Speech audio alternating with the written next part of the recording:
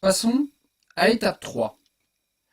L'étape 3, eh bien, c'est la finalisation de notre liste sous forme canonique. On a factorisé, on a mis en évidence l'identité remarquable, et puis on se retrouve avec quelque chose qui est super moche. Donc là, l'objectif, ça va être de rendre cette écriture plus concise, dans un premier temps, et dans un deuxième temps, de développer par A, afin de pouvoir mettre sous cette forme-là. Comme ça. Où ça représente moins B sur 2A, et ça représente quelque chose avec des B, des A, des C sous forme de fractions. Voilà. Bon alors, commençons par rendre ça plus agréable. Alors déjà, moins 1, tout ça, je peux toujours dire que c'est, alors là c'est un brouillon, hein. Comme ça. Donc là, moins B sur 2A carré plus C sur A. Je peux dire que c'est pareil que C sur A moins B sur 2A au carré. Hein, lui, je le mets là, et lui, je le mets là, j'intervertis. Bon, voilà. Ensuite, ce carré là, je vais le calculer. C'est-à-dire que je rappelle qu'un carré, c'est moins B sur 2A fois moins B sur 2A. Bon. Alors là vraiment comment dire, je fais quelque chose de vraiment détaillé. Donc là je mets sous le même trait de fraction 2 fois A fois 2 fois A. Comme ça. Tu vois le carré ici là c'est n'importe quoi, il y a plus de carré, hein. Moins B fois moins B. Bon. Alors moins B fois moins B. Bah, c'est pareil que B carré. Moins B fois moins B, c'est pareil que B carré. Donc le C sur A de tout à l'heure, je le répète, moins B fois moins B, c'est pareil que B carré. Sur 2 fois 2, 4. A fois A, pas 2A, A carré, donc ça fait 4A carré. Bon, voilà. Alors j'ai une fraction moins une autre fraction. Eh bien je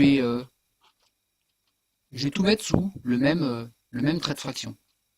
Mais pour ça, il faut que je réduise au même dénominateur. Il se trouve que là j'ai A, et là j'ai 4A carré. Donc par quel nombre dois-je multiplier A pour obtenir 4A carré? Par quoi dois-je multiplier A pour obtenir 4A carré? A, 4A carré, c'est A fois quoi? C'est A fois 4A.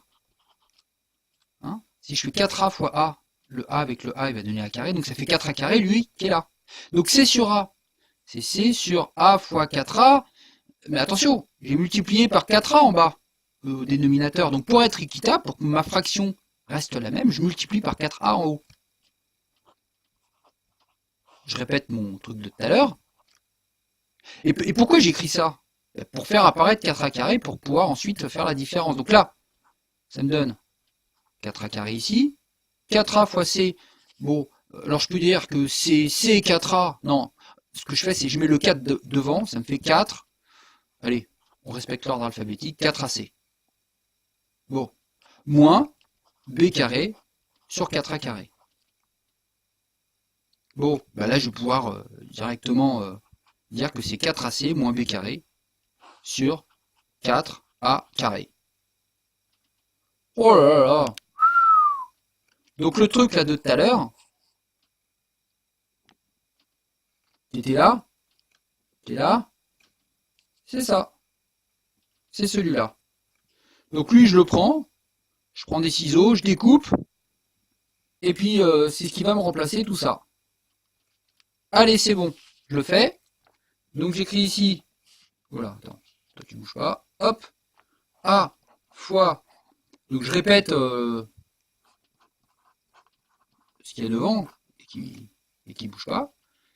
Donc là, bah, ça va être égal à plus 4AC moins B carré sur 4, ah mince, voilà, ici, A carré. Ok? Bon, donc là, cette écriture, je l'ai simplifiée en celle-là. La simplification, elle est pas fulgurante, mais enfin, bon. j'ai en même temps mon idée derrière la tête, parce que je vais faire apparaître ce qu'on verra plus tard, delta. Delta, c'est b carré moins 4ac. Donc là, on voit que c'est l'opposé. Bon. Alors, maintenant on développe. A fois tout ça, plus A fois tout ça. Allez, on y va. Donc A fois x moins b sur 2a carré, plus A fois 4ac moins b carré sur 4a carré, comme ça. Bon, alors ça simplifie. Parce que le A, il va se simplifier avec le A en bas, là. Alors, on se souvient que A carré, c'est A fois A. Donc du coup, ce A et ce A, je vais pouvoir les barrer. Donc, bilan des cours, je me retrouve avec A fois x moins b sur 2a au carré, plus 4ac moins b carré sur 4a. Ouf! Vous vous souvenez ce qu'on cherchait depuis le début? P de x, sous sa forme canonique qui était tout en haut là. ax2 plus bx plus c. Eh bien, tous ces calculs, que c'est beau, eh bien, me permettent d'arriver à cette expression-là. Alors, je vais mettre P de x comme ça. Et là, j'ai vraiment cette expression sous la forme canonique. Sous la forme A fois x moins un schmurz au carré, plus un autre schmurz.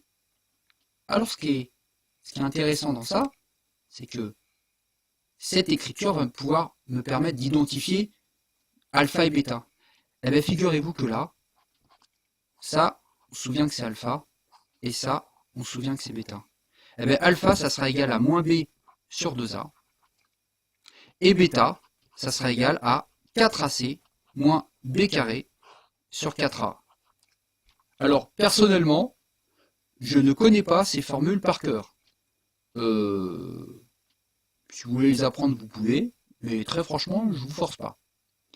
Néanmoins, si vous les avez sous le coude et que vous voulez obtenir directement la forme canonique d'un polynôme, ben, il vous suffit de remplacer b, a et c par les nombres correspondant au coefficient du polynôme et vous avez directement la forme canonique alpha et bêta.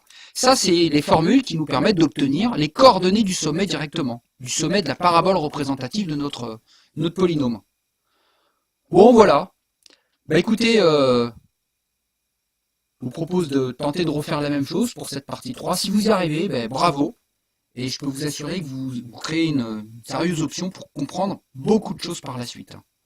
Allez, bon courage!